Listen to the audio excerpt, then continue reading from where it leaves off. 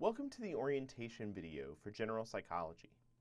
This course is broken down and organized week by week, and each week you'll have a variety of different ways to access content for the course, to learn actively in that content by providing feedback while you're reading or while you're watching course videos, to participate in discussions, to take study quizzes, and to produce a psychology in action assignment that asks you to do something with the material that we're focused on for that week.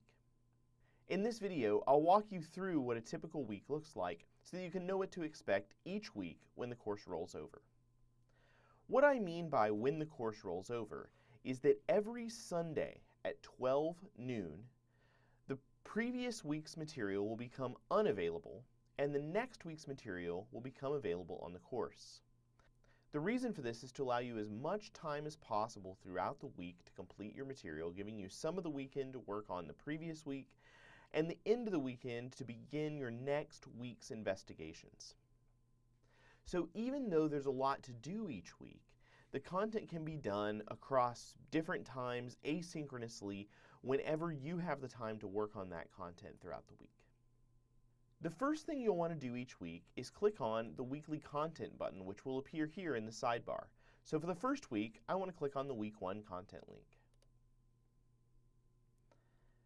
Each week we'll have a content hub, and on this hub will be listed several areas of study.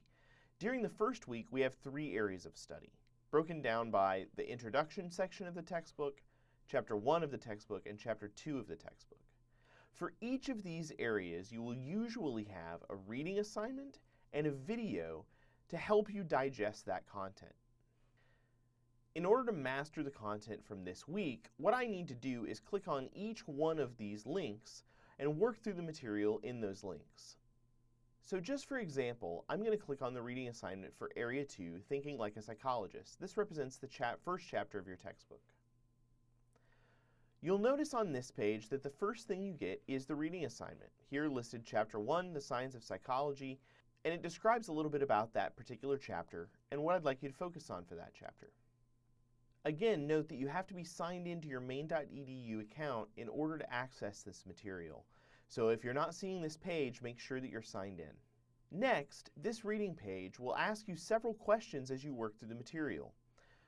What I envision is that you'll have the material open, be taking careful notes on that material, and reading these questions to help guide your reading. So for example, this first question asks you to think about the definition of psychology and the scientific goals of psychology. Then it asks you to pick one of the goals listed in the textbook and describe how that goal works in the science of psychology. Just a few short words here will be fine. The goal of this is to create a study guide for yourself. You're going to list answers to each of these questions as you read the material. And then at the bottom here, you can click Send me a copy of my responses and hit Submit. When you do submit your answers, it's going to publish your responses and it's going to show you a spreadsheet of all the responses of other students that have already completed this. When you come back towards the end of the week, you can submit your answer again and see the list of all the responses of students, saving that list as a great way to study the material for each section. Your answers to these questions represent a significant portion of your preparation and participation grade in the course, so make sure you're taking these questions very seriously as they'll help you prepare for the future exams. After completing each area and submitting the form, I can go back to the Content Hub by clicking here or by clicking on the Content Hub link on the left. Along with the reading assignments for each area, there will be a short video presentation that will help you digest that content. You can click on the video presentation and a YouTube video will appear here. Just like the reading content pages, there will be several questions on these video pages to help you guide your thinking and note-taking about the content that you're seeing in the videos. So each week, you'll have several reading and video assignments that you can work through to gain the majority of the content-heavy portion of this course. One way to help you master that material is for you to complete each week's study quizzes. Over on the left side of the page, you'll always have this study quiz link. On this page, you'll see the week's study quizzes. You can launch any quiz by clicking on the quiz. It will give you a short description and you can click Begin. These quizzes are, as the name implies, for studying. They're not particularly difficult questions. They're designed to make sure you really grasp the content as it's presented in the textbook and as it's been highlighted in the lecture content. You may take these quizzes as many times as you like, and your last grade is the one that will be entered in the gradebook. So that is, you should take the quiz as many times as you want until you get the grade that you want. These quizzes will become unavailable for the previous week at noon on Sunday, and the new quizzes will appear then for the next week of content. But this class just isn't all about getting content and taking quizzes to demonstrate mastery on that content. It's really important that we take the time to discuss and manipulate that content to understand it really well. In order to facilitate that, each week we'll have a variety of discussions going on in the class. Here I've clicked on class-wide discussions. In this forum, you can find an off-topic discussion forum. This is just a place for students across the class to introduce themselves, talk to one another, and talk about questions they might have that might be only tangentially related to course content. As I mentioned here, just because this isn't technically on topic doesn't mean it can be unprofessional or inappropriate. So use this as a place to really broaden your horizons in the class and get to know your classmates. Finally, each week you'll find a discussion forum for class-wide discussions. Here, I will post a general prompt that I'll be asking you to consider in your small group discussions, which I'll talk about in a moment. In those small group discussions, you'll construct a statement or an answer to that question as a group, and then from Wednesday through Friday of each week, one member of your group will come by this forum, the class-wide discussion forum,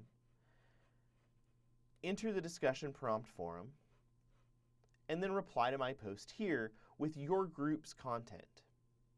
At least once during the course, each member of your group will have the opportunity to share your group's content with the rest of the class in this way.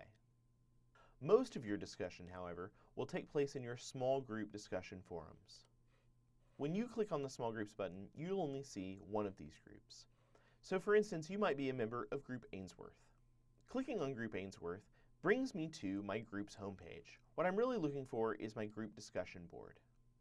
Clicking on the group discussion board shows me a discussion forum that's only available to members of my group.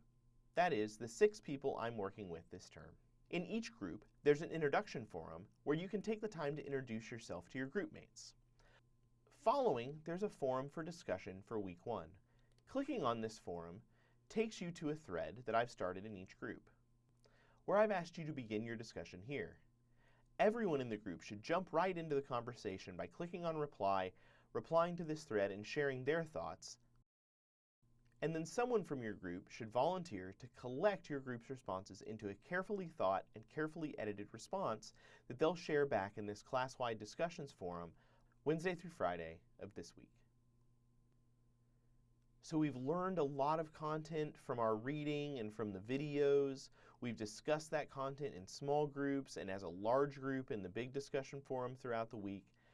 But understanding psychology actually requires you to do a little practice and do some things outside of right within this online classroom.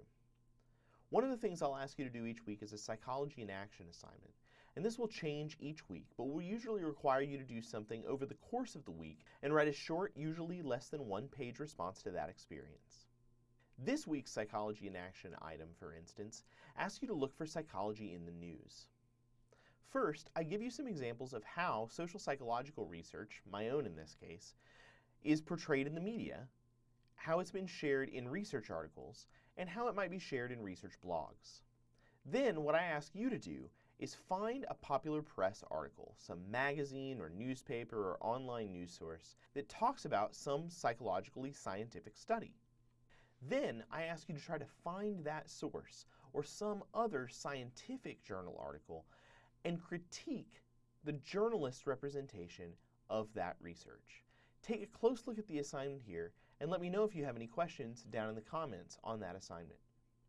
So each week you'll have a handful of things to complete.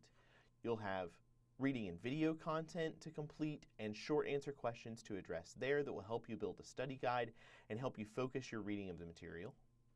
You'll have study quizzes to help you in your preparation of the material. You'll have small group and class-wide discussions to help you process the material. And you'll have the opportunity to engage in activities to help you digest that material as well.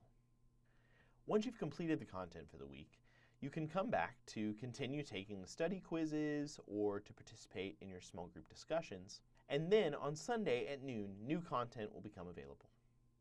If you have any questions, please don't hesitate to email me at any time. I'm happy to talk about the course and happy to point you in the right direction.